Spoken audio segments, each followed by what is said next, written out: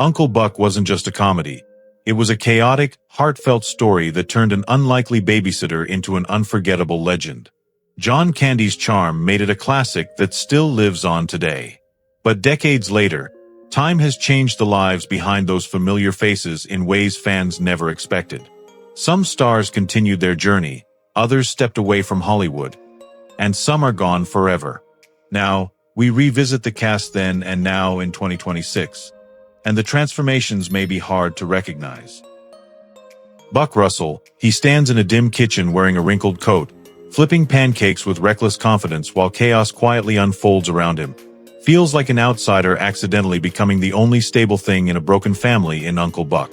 Beneath the humor and oversized personality, there is something unexpectedly fragile there too, as if every joke is hiding a man who never quite learned how to belong anywhere for long. The face carrying all that warmth was John Candy. Born John Franklin Candy on October 31, 1950, in Newmarket, Ontario, Canada, he was 38 when onto the role, delivering one of the most defining performances of his career after rising through SCTV. Known for blending comedy with unexpected emotional depth, he often played characters masking loneliness behind laughter. Away from the screen, his life carried pressures of fame and health struggles tied to weight and stress, yet he remained deeply devoted to family and friends. Sadly, he died on March 4, 1994, at 43 from a heart attack, leaving behind a presence that never felt like it was acting funny. Only like someone trying, for a moment, to make life feel lighter for everyone else in the room. Maizy Russell, the moment she sits at the kitchen table watching Buck with quiet suspicion in her eyes, feels like a child trying to decode an adult who refuses to behave like one in Uncle Buck. Beneath the sarcasm and guarded silence, there is vulnerability there too, as if she has already learned that trust is something you test before you give away. The face carrying that sharp emotional honesty was Gaby Hoffmann. Born on January 8, 1982, in New York City, she was just 7 years old when into the film, delivering a performance far beyond her age with natural emotional instinct. She later acclaimed roles in films like Field of Dreams and Transparent, where her work matured into complex, emotionally layered characters. Raised between creative freedom and early exposure to Hollywood, she experienced both privilege and instability, shaping her into an artist drawn to deeply human storytelling. In 2026, at 44, Gaby Hoffmann remains a presence that still carries the quiet intensity of a child who once looked at Buck Russell and saw both chaos and something like safety hiding inside it. Miles Russell, the moment he stands frozen in a dark hallway clutching silence instead of calling for help, feels like a child learning too early that fear can live inside a house that is supposed to feel safe in Uncle Buck. Beneath the quiet defiance and anxious intelligence, there is something more fragile there too, as if every question he asks is really a way of measuring how much control he still has over his own world. The face carrying that unmistakable vulnerability was Macaulay Culkin. Born Macaulay Carson Culkin on August 26, 1980, in New York City, he was 8 years old when the series began, already showing the sharp timing and emotional clarity that would soon make him a global phenomenon in Home Alone. His early fame brought overwhelming attention, pushing him into one of Hollywood's most intense childhood stardoms, followed later by a long step back from acting to reclaim privacy and normal life. Today, at 45, he remains a presence that carries both the echo of childhood fame and the quiet understanding of what it means to grow up too quickly under the world's gaze. Chanice, the moment she leans against the diner counter watching Buck with amused disbelief as chaos unfolds around him, feels like someone who has already decided she is too smart to be impressed, but not too guarded to be curious in Uncle Buck. Beneath the sharp humor and confident skepticism, there is warmth there too, as if she recognizes that the loudest people in a room are often hiding the most fragile parts of themselves. The face carrying that grounded intelligence was Amy Madigan.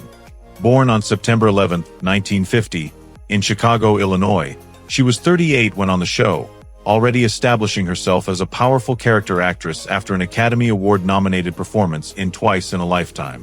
Known for roles that balance toughness with emotional restraint, she built a career alongside her husband, actor Ed Harris, maintaining a rare stability in an unpredictable industry.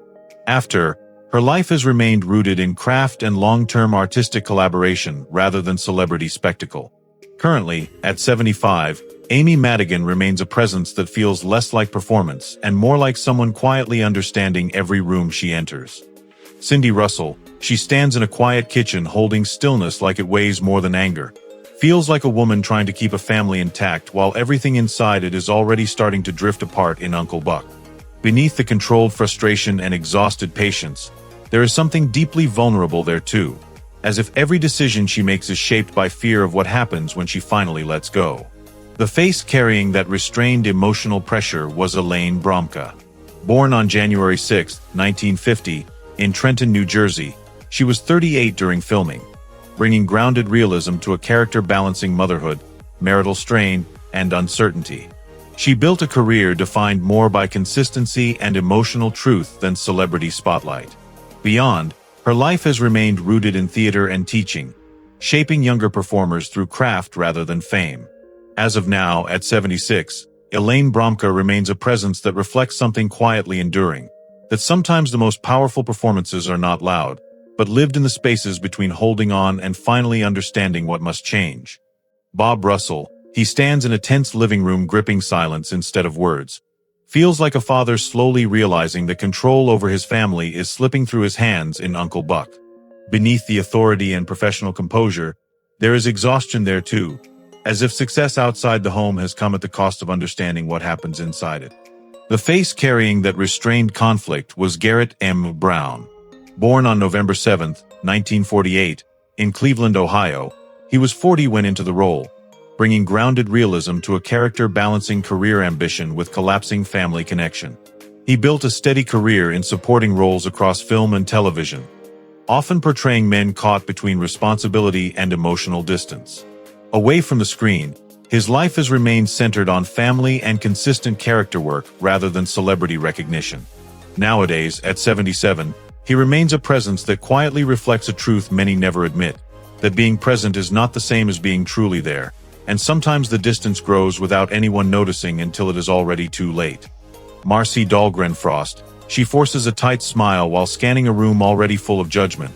Feels like a woman trying to hold dignity together in a world that constantly tests it in Uncle Buck. Beneath the rigid posture and clipped confidence, there is insecurity there too, as if every decision she makes is shaped by the fear of being seen as inadequate. The face carrying that sharp emotional precision was Laurie Metcalf. Born Laura Elizabeth Metcalf on June 16, 1955, in Carbondale, Illinois, she was 34 when into the film, already known for her explosive stage presence and breakout work in Roseanne, where she became one of television's most authentic comedic voices. She built a career defined by emotional volatility, intelligence, and fearless honesty in every role. Her life has remained anchored in craft, raising children while continuing demanding stage and screen work without chasing celebrity excess. At present, at 70, Laurie Metcalf remains a presence that understands something essential. That control on the outside often hides a quiet storm no one else is allowed to see. Bug, he shifts nervously in the parking lot with bravado that barely hides uncertainty. Feels like a teenager trying to perform confidence in a world that already sees through him in Uncle Buck. Beneath the swagger and awkward charm, there is insecurity there too, as if acceptance from Cindy's world matters more than he is willing to admit. The face carrying that youthful tension was J. Underwood. Born James Underwood on October 1, 1968, in Minneapolis, Minnesota, he was 20 when the film begins, bringing a raw, unpolished honesty to the role of a young man caught between confidence and immaturity. Known earlier for starring in The Boy Who Could Fly, he was once seen as a rising teen actor in Hollywood before stepping away from mainstream fame. In later years, his life shifted toward quieter pursuits, including ministry and family-focused living, moving far from the spotlight that once surrounded him. This day, at 57, J. Underwood remains a presence that reflects a familiar truth of youth on screen, that growing up often begins the moment confidence starts to crack. Roger Coswell. He bursts into a forced smile at the mall while trying too hard to look in control. Feels like a man performing success so loudly it almost drowns out how fragile it really is in Uncle Buck. Beneath the slick confidence and rehearsed charm, there is insecurity there too, as if every gesture is built to hide the fear of not being taken seriously for even a second. The face carrying that jittery intensity was Brian Tarantina. Born Brian Joseph Tarantina on March 27, 1959, in New York City, he was 30 when into the film, bringing raw, street-level authenticity to a character defined by nervous ambition and misplaced bravado. Before becoming known for character work in projects like The Marvelous Mrs. Maisel, he built a career playing fast-talking, blue-collar personalities shaped by the energy of New York performance culture. Besides, his life remained closely tied to theater roots and supporting roles that valued presence over fame. Sorrowfully, he died on November 2, 2019, at 60 from a drug overdose, leaving behind a presence that still feels like someone always trying to sound louder than the doubt underneath it. Pooter the Clown, he lurches through a children's birthday party with paint-smudged laughter that feels just slightly off rhythm, turns celebration into something quietly unsettling in Uncle Buck. Beneath the exaggerated humor and clownish chaos, there is a strange emptiness there too, as if the performance is less about joy and more about surviving in a world that only pays attention when you are loud enough to be noticed. The face behind that awkwardly human presence was Mike Starr. Born Michael Starr on July 29, 1950, in Queens, New York, he was 39 during filming, bringing a grounded working-class authenticity to even the most absurd characters. Known later for roles in films like Goodfellas and Dumb and Dumber, he became a recognizable character actor whose presence often carried both humor and unease in equal measure. Away from Hollywood, his life reflected the realities of long-term character work, steady but far from the spotlight of leading fame. Regrettably, he passed away on March 8, 2011, at 61, leaving behind a presence that always felt like laughter with something quietly broken underneath it, never fully explained, only deeply felt. Mrs. Hogarth, she stands behind the counter with a fixed stare that measures every customer like a problem to be solved. Feels like authority wrapped in routine, the kind that doesn't need to shout to be obeyed in Uncle Buck. Beneath the strict posture and clipped efficiency, there is something more grounded there too, as if order itself is her way of keeping chaos from creeping too close. The face carrying that controlled presence was Suzanne Shepherd. Born Suzanne Shepherd on October 31, 1934, in Elizabeth, New Jersey, she was 54 when on the show, bringing a lifetime of theater discipline and commanding realism to even brief screen appearances. Known for later powerful character work in films like Goodfellas and The Sopranos, she built a career defined by sharp, authoritative women who never needed excess dialogue to dominate a scene. Beyond, her life was deeply rooted in theater training and teaching, shaping actors with the same precision she brought to performance. Heartbreakingly, she died on November 17, 2023, at 89 from COPD and kidney failure, leaving behind a presence that always felt like quiet order holding the edges of chaos together, even when no one was watching.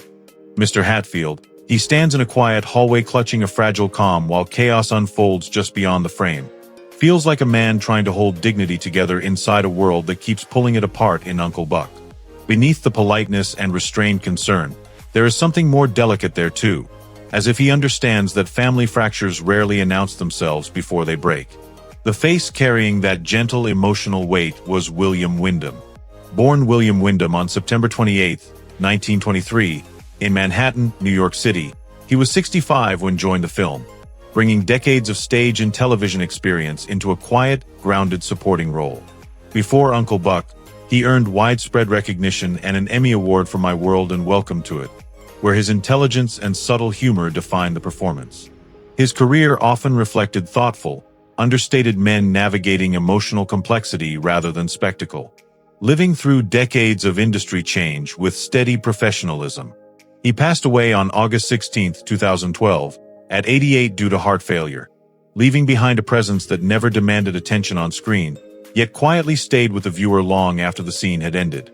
Pal, he leans into a tense conversation with a nervous grin that feels a little too rehearsed, carries the uneasy energy of someone always trying to stay one step ahead of being exposed in Uncle Buck. Beneath the comic timing and streetwise attitude, there is tension there too, as if confidence itself is something he has learned to perform rather than truly own. The face behind that lived-in presence was Dennis Cockrum. Born Dennis Cockrum on September 2, 1956, in Chicago, Illinois, he was 31 into the film, bringing authentic urban texture and naturalistic humor to a small but memorable supporting role. Over time, he built a steady career in character work across film and television, often portraying working-class figures shaped by pressure, survival, and dry wit. Away from Hollywood's spotlight, his career reflecting the path of many durable character actors who build worlds quietly around leads. As of 2026, at 69, he remains a presence that embodies a familiar truth of cinema. That sometimes the smallest roles feel realist because they never try to pretend they are anything more than human. Tia Russell, she stands in a dim bedroom doorway gripping silence instead of words. Feels like a teenage girl realizing her family is changing faster than she can understand in Uncle Buck. Beneath the rebellion and guarded distance, there is something more vulnerable there too, as if every sharp remark is really a test to see who will still stay when things become uncomfortable. The face carrying that emotional honesty was Jean Louisa Kelly. Born Jean Louisa Kelly on March 9, 1972, in Worcester, Massachusetts, she was 17 into the role, delivering a performance shaped by natural emotional precision and youthful realism. Later known for roles in films like Mr. Holland's Opus.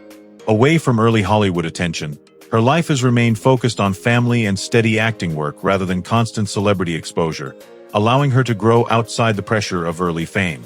Now, at 54, Jean Louisa Kelly remains a presence that quietly reflects that uncertain moment between childhood and adulthood, when love is still present, but no longer easy to express.